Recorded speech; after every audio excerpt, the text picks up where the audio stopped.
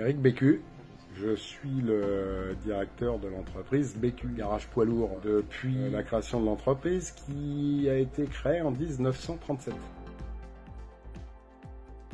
Aujourd'hui, des gens qui existent et qui peuvent vous aider sur les financements de tout ce qui est infiltration d'eau, les EP, etc. et autres. Et ils nous ont aidés.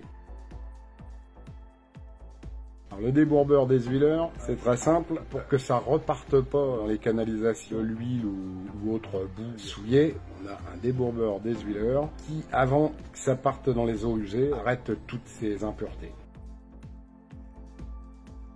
Le débourbeur, il est raccordé, on a ce qu'on appelle une aire de lavage, où on lave les véhicules, des fois on lave aussi des pièces grasses. Le débourbeur, lui, il est raccordé sur l'aire de lavage. Et aussi, ce qu'on a mis avec, c'est la zone déchets, c'est-à-dire les bennes à ferraille, etc. Quand il pleut, au moins, ces eaux-là, elles vont dans le débourbeur.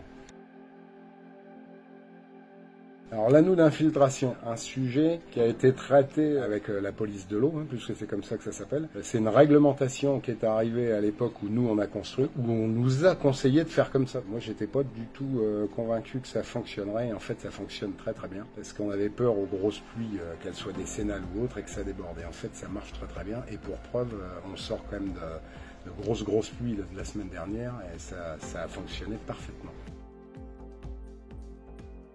Alors, les nœuds d'infiltration, on les entretient via, on va dire, la société d'hiver qui viennent nous tondre, etc.